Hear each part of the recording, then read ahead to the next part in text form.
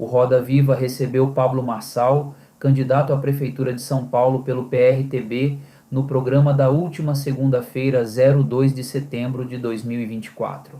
A bancada de entrevistadores foi formada por Amanda Aldi, repórter da Agência Pública, Bruno Ribeiro, repórter de política do portal Metrópolis, Malu Gaspar, editora e colunista de O Globo, Pedro Borges, diretor de redação da Alma Preta, e Pedro Canário, repórter do UOL. Jornalistas ficaram perguntando só reportagem de site que saíram em site de fofoca e perguntas que já foi respondidas mais de 1000 vezes. Não fizeram perguntas sobre proposta e ficaram muito nervosos com o Pablo Marçal.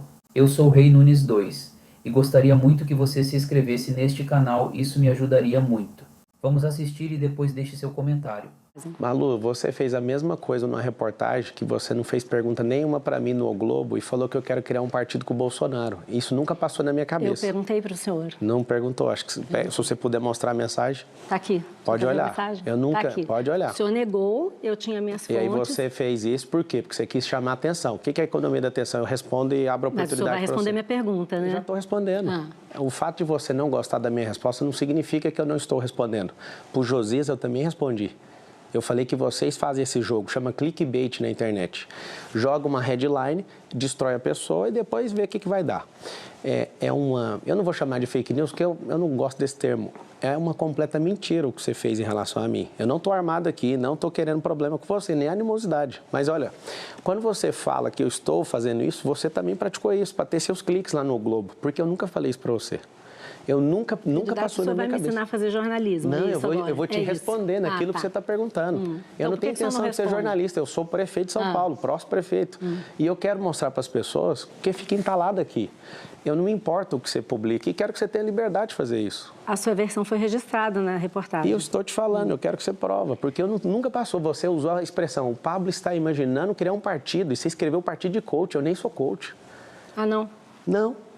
Entendi. Olha para você ver, não sou coach, você falou que eu queria criar isso. Eu não quis criar isso. Isso é uma invenção da sua cabeça. E estou falando aqui com o maior... como funciona o jornalismo. Não. Você pode fazer. Eu acho que a gente deve se concentrar na pergunta de agora, exatamente, né? Exatamente. Eu já acabei de responder. Você usou a economia da atenção. Não foi isso que eu perguntei. Eu perguntei se o senhor não acha que isso é uma coisa de político tradicional, que finge que é uma coisa para poder conquistar voto. É verdade. Isso que então o senhor acha que o eleitor é idiota ou não? Deixar ele responder. Claro que não, hein? Ué, foi o que o senhor falou. Não, se bem que É para acreditar em quem, então? Se bem que você trouxe uma situação assim. Quem votou no Lula deve ser idiota, só pode. Porque tudo que foi feito, o roubo daquele, mais de 1 trilhão, mais de 10 processos, 9 anos de condenação, 3 instâncias, 580 dias de cadeia. Ele agora, com 2 anos, não vejo ninguém falando do rombo de 1 trilhão fiscal. Colocou 10 novos impostos. Ele só pode ser um idiota para votar na pessoa de novo. E para votar no senhor, não? Não sei, a pessoa vai ter que testar.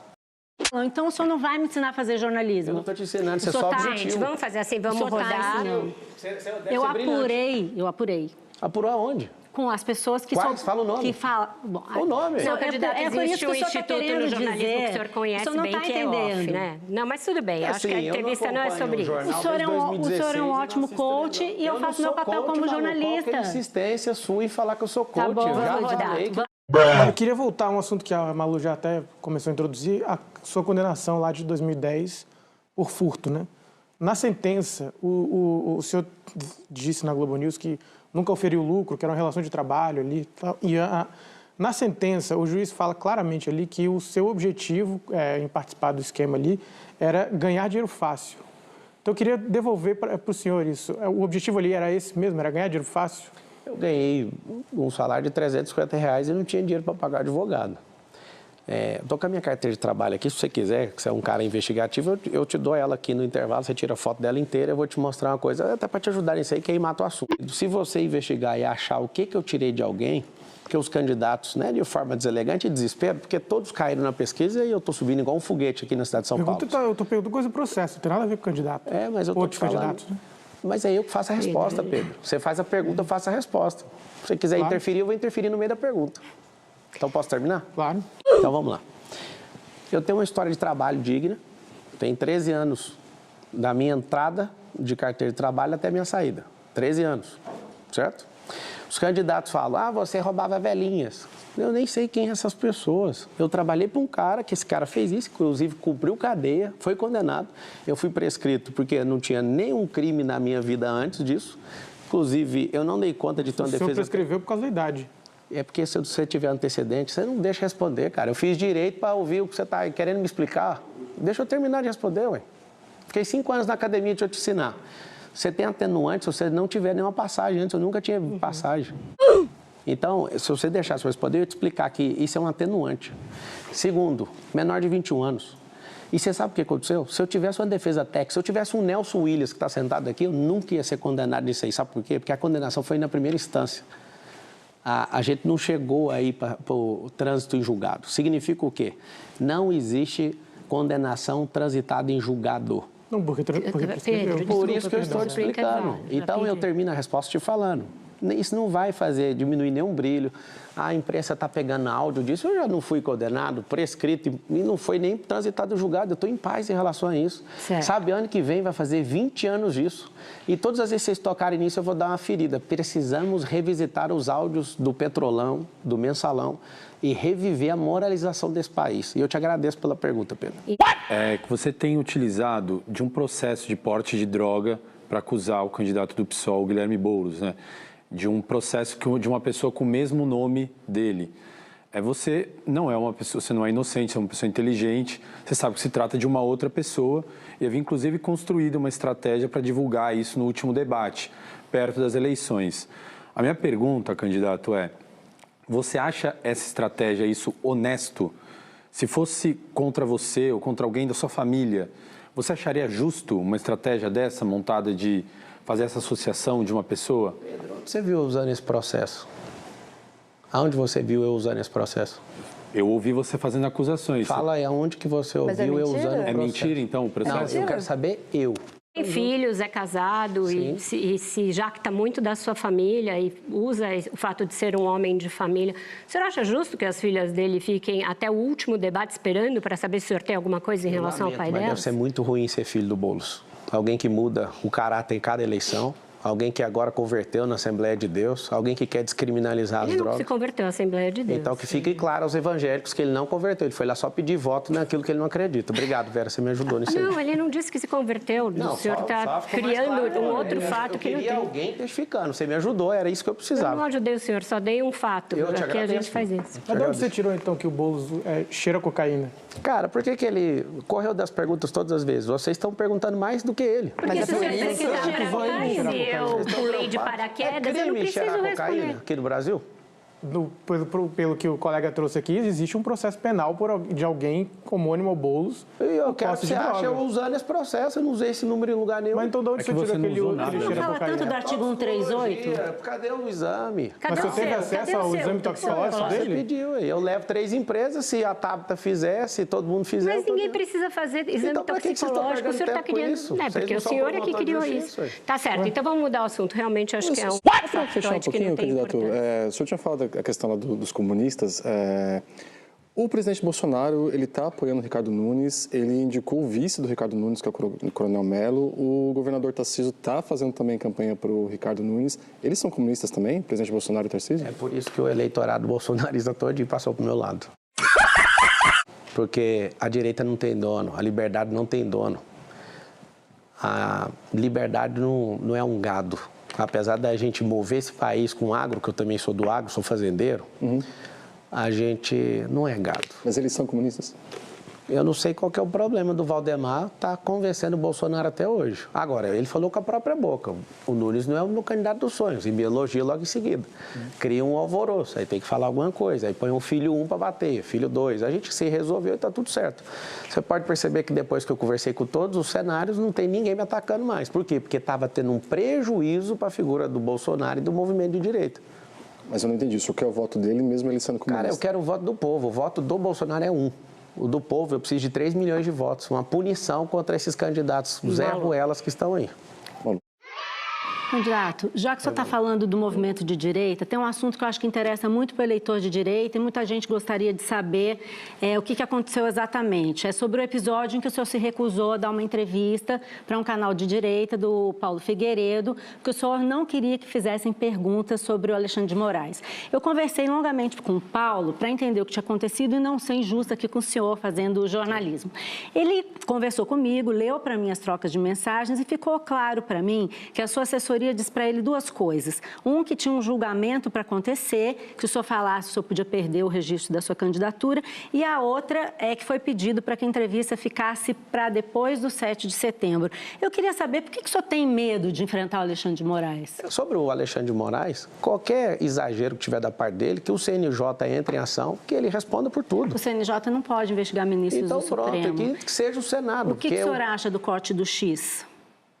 É a mesma sensação que eu estou sentindo com as minhas. Eu acho que agora o Brasil inteiro está sentindo o que eu estou sentindo. O Elon Musk chamou ele de ditador. O senhor acha que o Alexandre de Moraes é um ditador? Você tem que fazer pergunta para o Elon Musk, ele que responda pelas coisas dele. Eu estou perguntando para o político, acha que vários dos bolsonaristas, inclusive com quem eu converso, desconfiam que essa sua resistência em falar do Alexandre de Moraes pode ter a ver com aquele áudio que também a Folha publicou, que mostra o presidente do seu partido, Leonardo Avalanche, dizendo que costurou com o Michel Temer e o Alexandre de Moraes a decisão que decretou a intervenção que deu o partido para ele, em consequência, permitiu a sua candidatura. O senhor soube dessa negociação? Eu sei que ele conheceu o Temer esses dias.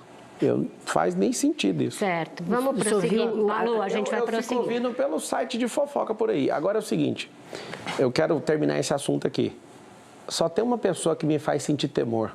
Essa pessoa é o Deus vivo, quem me chamou na política, a quem eu curvo a minha cabeça. Não tem ninguém nessa república que eu afino ou vou parar. Deixa eu terminar, por favor. Gente que assiste debate, que assiste uma entrevista como essa de hoje, para justamente conhecer os candidatos. Eu aceito de estar aqui, eu agradeço. Então, o senhor podia colaborar e responder as perguntas do jeito como... Eu estou respondendo do jeito que eu preciso responder, eu sou o candidato. Mas vamos esquecer o corte um pouquinho? Vamos não. Se você quiser esquecer o corte, eu preciso de ir embora. Se você quiser, eu posso levantar e sair. Você não vai... Eu não tenho marqueteiro, não tenho dinheiro para pagar marqueteiro não, para ficar contando piada, fazendo gracinha. Eu estou aqui com a cara e com a coragem, igual todo mundo quer vencer na vida. Você quer tirar a única coisa que você fazer? É o seguinte... O que vocês precisam entender é que a gente precisa ver quem é viável, aguenta pancada, e a gente tem que discutir valor. Quem é de família, quem quer gerar emprego. Serão 2 milhões de empregos. Sabe como que a gente vai fazer? Com um cinturão empresarial. Vai ter 120 quilômetros de área dentro da cidade de São Paulo, que a gente vai aprovar junto com a Câmara para trazer benefícios, para você ter emprego aí. Eu falo isso toda hora, tem então, vários outros. Pode falar olhando para a gente, não, mas a gente não... desculpa tragar o seu... Mas o senhor está usando a entrevista para fazer os seus cortes, então fica uma coisa meio distópica. O senhor gosta da palavra distópica? No, God, please, no! Não, ninguém quer mandar no senhor, a gente quer conduzir uma entrevista, quer bater um papo com o senhor. Eu estou batendo papo, só que eu tenho que aproveitar o tempo que eu tenho de televisão, que é só hoje. Tá bom, eu acho isso um pouco vazio e eu acho um pouco feio. É só votar no Boulos. Não, eu não vou votar no Boulos, candidato. Não! Eu queria voltar um pouco aqui. Hoje saiu uma reportagem do Metrópolis falando de um banco que não é banco e que, diz a reportagem, está associado ao senhor, né? Que é um banco que cobra das pessoas R$45 para abrir conta num outro banco. E aí esse outro banco não cobra e tal. Eu queria perguntar o seguinte, por que o senhor está associado a um banco que cobra das pessoas, um suposto banco, que cobra das pessoas para abrir conta em um terceiro banco que não cobra? Você estudou direitinho a reportagem?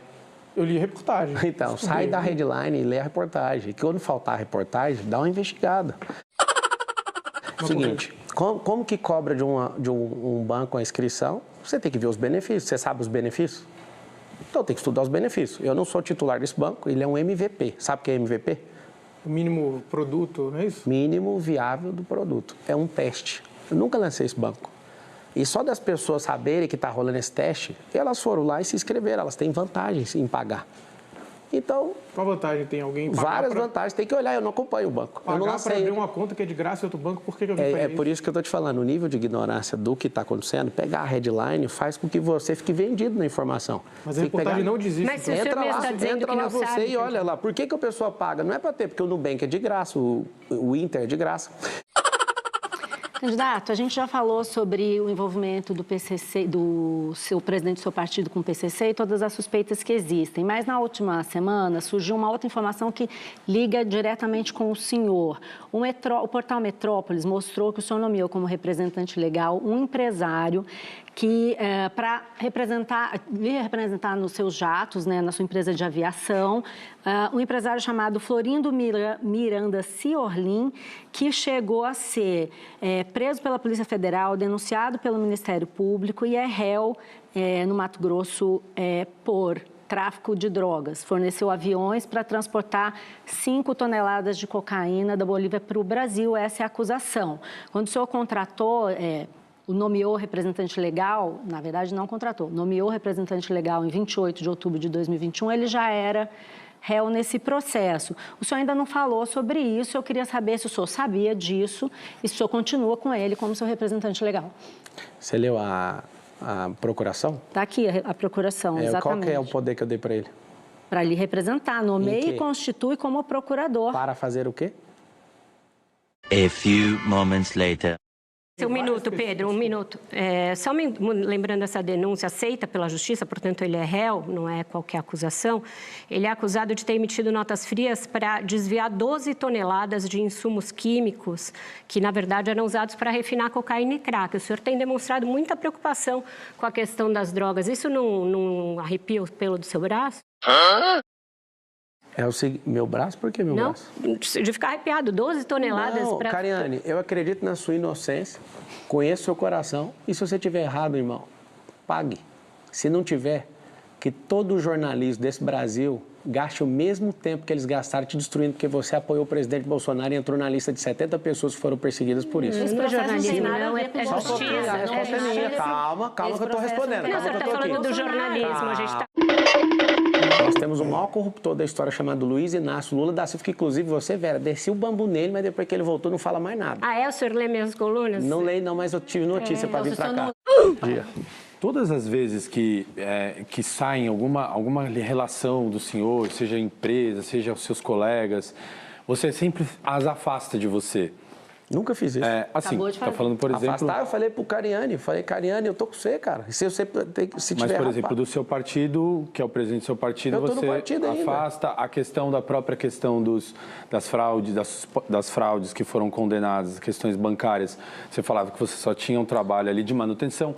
Então, foi condenado e acabou o assunto.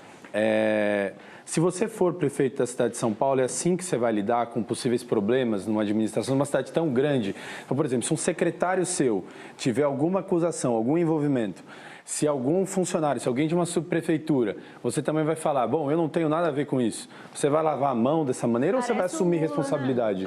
Você falou o quê? Parece quem? Eu não tenho nada com isso, Parece não quem? conheço, não sei. Qual o nome você falou? Lula? Lula. Parece o Lula.